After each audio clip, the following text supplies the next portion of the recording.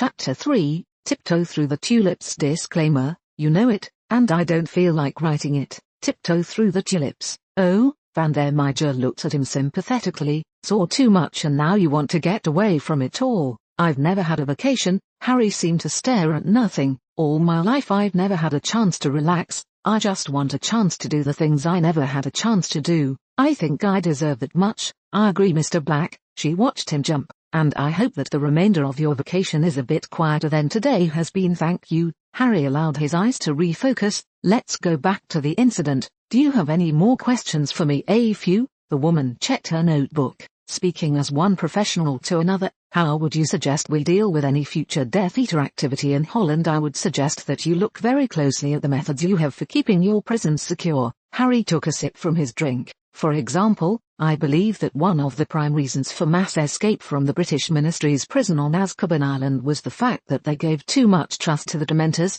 I see. Staatstovener van der Meijder made several notes. Any dueling advice? What many law enforcement professionals seem to forget is that they are much better trained than most Death Eaters. The problem is that the Death Munchers and Mouldy Shorts have such fearsome reputations that people forget just how incompetent they are. Harry gave a sad smile, but never forget that they are dangerous, and never let down your guard because you think that they are helpless. A very good friend of mine almost died because she let her guard down around a helpless Death Eater. Thank you. Anything else that you'd be willing to share? One more thing. Harry put down his fork and fixed the woman with an intense look. Always take the fight seriously, never for a moment let your guard slip. I lost a very good friend because he forgot that. Thanks for sharing that. She smiled at the man across the table. I'll be sure to keep those lessons in mind. Good. Harry nodded sadly. Nothing would please me more than the thought that someone might learn something from my experiences. It allows me to pretend that some good came with the bad. Staatstovener van der Meijder paused for a moment, unsure of how to reply to such a statement. What are your plans for the remainder of your vacation, Mr. Blackwell? Harry forced himself to smile. I was planning on visiting some of the museums around here and maybe visiting some of Holland's famous tulip fields. After that I'll drift somewhere else. Would you mind leaving contact information? The Staatstovener asked quickly. I believe that the head of magical law enforcement would like to meet with you in the future. All right. Harry wrote his hotel and room number on a napkin. Here is where I'll be staying while I'm in Holland. I have no idea where I'll be after that. Thank you. I'm sure that we'll be fine. She stood. Please allow me to pay your bill. It's the least my department can do for the assistance that you provided us today. Thank you. Harry stood. If you need to speak with me again today, I'll be visiting museums for the remainder of the day and I'll be back in my hotel room around 7 or 8 o'clock tonight. Thank you for your time, Mr. Black. The Staatstovener held out her hand. We will be in touch with you in the near future. Anytime, Staatstovener van der Meijder. Harry took her hand. I am always happy to help in any way that I can. Harry and van der Meijder said their goodbyes and Harry was off on his next adventure, to build himself a larger cache of memories to cherish. It was a short trip to Rembrandt House Museum on Jadenbury Street and Harry's excitement and grew with every step. While he didn't like to admit it, Harry had always had a love of art. It had seemed to him the only profession that would benefit from the amount of trauma that he had experienced in his young life. Art had always been one of the few joys that Harry had in his life, and when he was younger and locked in his cupboard, he used to calm himself by closing his eyes and imagining the wonder that artists could create using only their imaginations and a bit of paint. Harry's heart seemed to want to burst from his chest as he entered the house that had once belonged to one of the greatest artists the world has seen. Harry forced himself to hurry as he walked through the museum, and throughout his visit, Harry marveled at the sheer diversity of the items he found. Harry visited over a dozen museums that day and he saw hundreds of works from Rembrandt to Van Gogh, and he felt a profound sense of regret that in all likelihood his conflict with Voldemort would prevent a longer visit in the future. Walking through the front doors of his hotel, Harry mentally compared the paintings at Hogwarts with the masterpieces that he had seen earlier that day. Harry came to a realization. Amateurs, he muttered to himself. In comparison to what he had been privileged to see in Amsterdam's museums, many of the works so celebrated in the wizarding world were nothing more than crude drawings with a bit of magic. The two Staatstovener that had spent the day discreetly following the enigmatic Mr. Black nearly had heart attacks when their long-range microphones picked up the odd wizard's comment. Sharing a look of surprise mingled with respect, the two law enforcement officers apparated to their offices to give their reports. Upon their appearance at the office, they were greeted by a large number of curious people and one supervisor who was more than a little eager to learn more about the mysterious Mr. Black.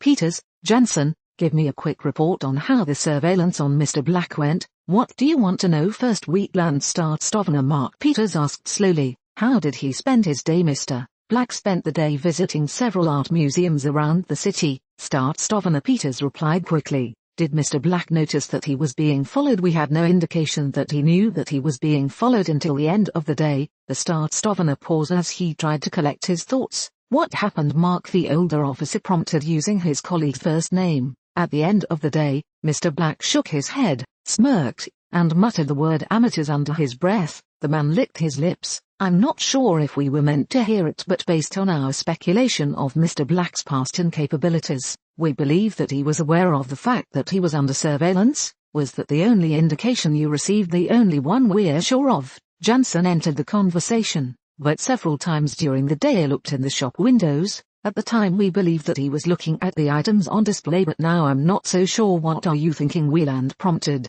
I think that he may have been watching us in the reflections on the windows, and I also think that we should examine the possibility that he was aware of our presence the entire time. Don't worry about it. Startstovner. Wheeland rubbed his eyes. I know that there is no way that a normal suspect would have noticed either of you in a normal surveillance operation. We knew that he was good, and now we have an idea of just how good. Still, it bothers me that he was able to spot us and that we never even noticed that he was watching us. Jensen bit his lower lip. There is no shame in being beaten by the best. Wheeland consoled his two officers, and there's no shame in being spotted by someone as good as this black fellow. Harry was in a good mood as he awoke early the next morning, his visits to the art museum providing his subconscious with material to give him dreams that were far better than his usual nightmares. Dressing quickly, Harry left the hotel and walked through the maze of streets that guarded the magical section of Calver Street. Walking down the street, Harry's senses were assaulted by a series of strange smells and odd sights.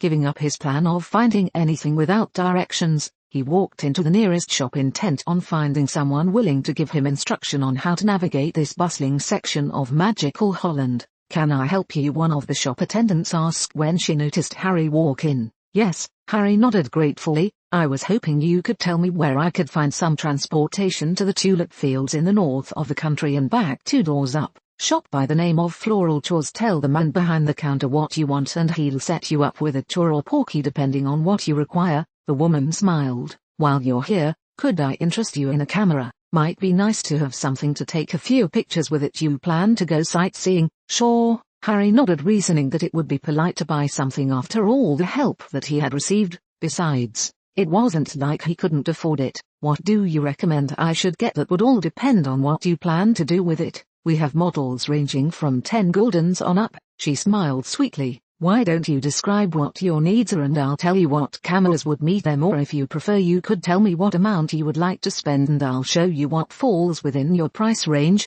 Thank you. Harry concentrated for a bit. I guess that I need a camera that is very durable. I tend to get into trouble and I would hate to have to keep replacing my camera. Anything else reliable? Harry nodded. And small. I don't want something that will take up a lot of space. It would be nice if it would develop its own film or not need film also. I think I have just the camera for you. The woman smiled. But I am afraid that it's a bit expensive, she added with a frown. Tell me about it. Let me show it to you while I tell you some of its features. She pulled one of the cameras off the shelf. As you can see, it's small, only 3 by 4 inches, and it is durable, able to function in any environment from the top of a mountain to the bottom of the sea. Wow, Harry was impressed. What else? It has an internal transfiguration feature that turns any raw material entered into the feeding compartment into usable film, and another feature that develops the film into pictures which it prints through this slot in the side. What about reliability? It is a self-repair feature to take care of physical damage and a 300-year warranty to take care of any magical problems.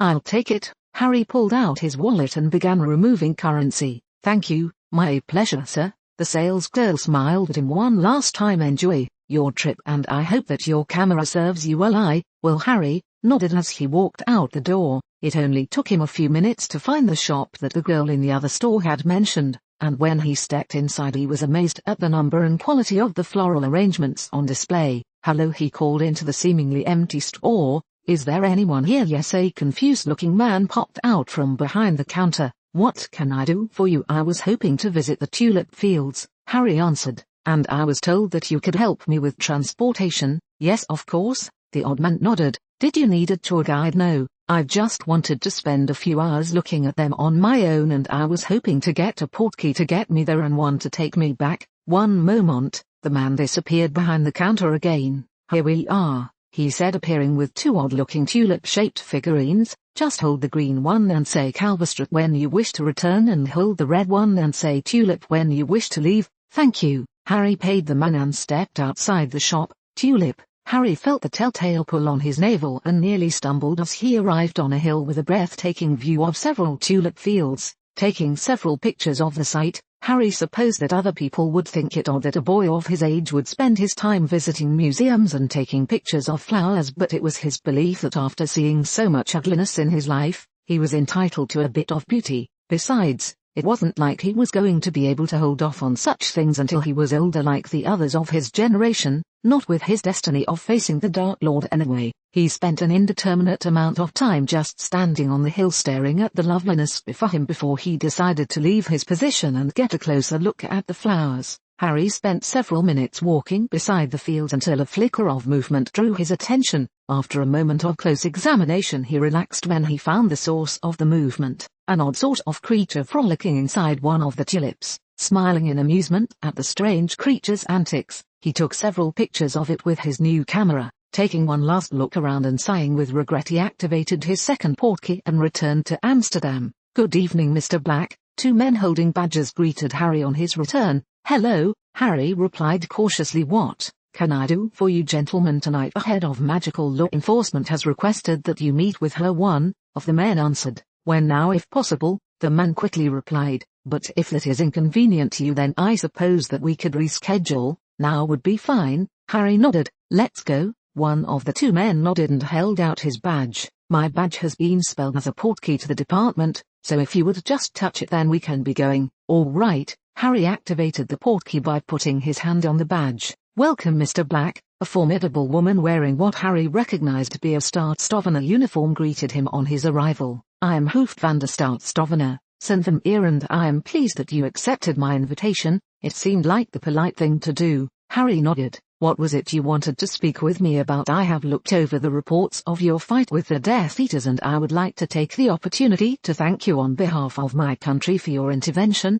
The woman smiled. And the lives that you undoubtedly saved by neutralizing the Death Eaters before they had a chance to harm any innocents. No thanks are necessary. Harry tried to wave it off. I just did what anybody would have done if they had the ability. I disagree, and more importantly the minister disagrees. Vermeer's voice took on a firmer tone. So in recognition of the great service that you have given to our country and the lives that you have saved, it is my great pleasure to induct you into the Orde Vandal U. Thank you. Harry was stunned. Thank you, I understand. Vermeer smiled at him as she presented him with the medal. Men like you don't do it for the thanks. I never expected this when I confronted those Death Eaters. Harry motioned to the medal. I just thought that they were after me and that it would be better to attack than to run away, but even had you known that they were not after you, would you have run or would you have leapt to the defense of innocent lives? The chief of magical law enforcement questioned gently. I would have protected them, but like I said, that was nothing special.